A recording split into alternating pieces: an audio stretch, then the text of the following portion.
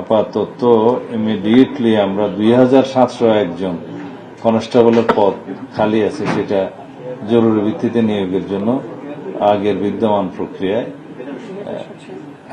2701 সেটা আমরা নির্দেশ দিয়েছি, সেটা শুরু হবে। সেটা আমরা আজকেই সার্কুলার ইস্যু করব, জেলা পর্যায়ে যাবে, সমস্ত পর্যায়ে যাবে।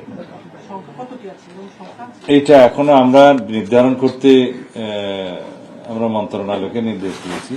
এগুলা কতগুলো লাইসেন্স আছে, লাইসেন্সধারী অস্ত্র কত আছে, কত জমা হয়েছে। ইন্টারিম গভর্নমেন্টের সময় একটা আদেশ দিয়েছিল, সেই আদেশের সময় দেখা গেছে যে বৈধ লাইসেন্সধারী অস্ত্রের মধ্যে আমার জানা মতে প্রায় 10,000-এরও বেশি অস্ত্র জমা হয়নি। তো এটা আইনানুগভাবে অবৈধ হয়ে গিয়েছে, সেগুলো উদ্ধারের ব্যবস্থা করতে হবে এবং সেই ব্যাপারে মামলাও করা যেতে পারে। সেটা কোথায় কি অবস্থা আছে, ইন্টারিম গভর্নমেন্টের সেই পদক্ষেপের ব্যাপারে কতগুলো মামলা হয়েছে, এগুলো সব আমরা এখন রেগুলার করব। আর পুলিশের সব পর্যায়ে আমাদের জনবলের অভাব আছে। এখন আপাতত ইমিডিয়েটলি আমরা 2701 জন কনস্টেবলের পদ খালি আছে, সেটা জরুরি ভিত্তিতে নিয়োগের জন্য আগের বিদ্যমান প্রক্রিয়ায়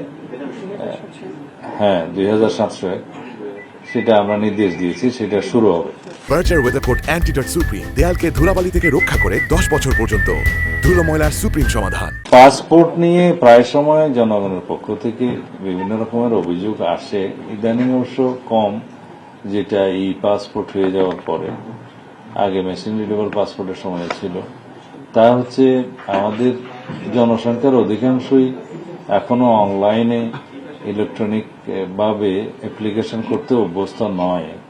সেই জন্য কারো কারো সহযোগিতা নিতে হয়। কোনো যারা আছে আর কি অনলাইনে কাজ করে, কিছু এটাও একটা পেশার সৃষ্টি হয়েছে যে তারা এই কাজগুলো করে নিজেরা কিছু আয় রুজির ব্যবস্থা করে এবং সহায়ক হিসেবে কাজ করে।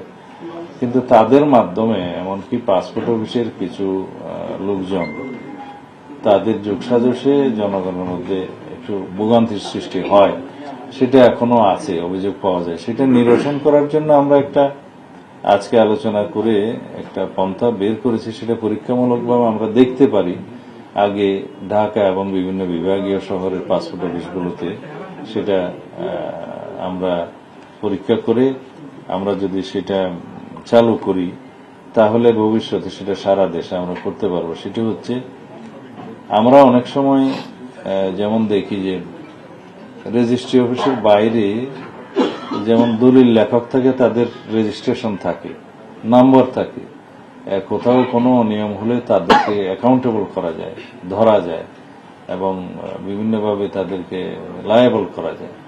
তো সেই রকম কোনো সিস্টেমের মাধ্যমে এখানে অনেকটা সহজীকরণ ব্যবস্থা আর কি, এনলিস্টেড সহায়তাকারীর ব্যবস্থা করা যায় কিনা পাসপোর্ট অফিসগুলোর বাইরে সেই দলিল লেখকদের আদলে, তাহলে কিছু কর্মসংস্থানেরও সৃষ্টি হয়, জনগণের জন্য সহজ হয়, সহজীকরণ হয়, তারা সেবাটা সহজে পেতে পারে। সেই হিসাবে হয়তো তারা একটা নির্ধারিত কাজের জন্য সার্ভিস চার্জ নিতে পারে, সেটাও ঠিক করে দেওয়া হবে। এটা আমরা পরীক্ষা করে দেখছি, যাতে করে পাসপোর্ট অফিসে মানুষের ভোগান্তিটা না হয়। সেটা বেসরকারি এখন যেভাবে করছে এগুলো বিচ্ছিন্নভাবে করছে এবং তাদের মাধ্যমে হয়তো সঠিক সেবাটা আসছে না। এটাকে একটা পদ্ধতির মধ্যে নিয়ে আসা যায়, সেটা চেষ্টা করছি। সেই রকম চেষ্টা করি, দেখি এটা ট্রায়াল অ্যান্ড এরর প্রসেসের মধ্যে দিয়ে যদি টিকে যায় তাহলে সারা দেশের জন্য সেটা হতে পারে। এখন রেজিস্ট্রেশন অফিসের আদলে যেভাবে রেজিস্টার্ড দলিল লেখক থাকে, সেই আদলে যদি আমরা এখানে কিছু কর্মসংস্থানের সৃষ্টি করতে পারি, রেগুলেট করা যায়, জনগণও যদি সেবা পায়, কোনো অনিয়ম হলে যাতে তাদের ধরা যায় সেই বিষয়ে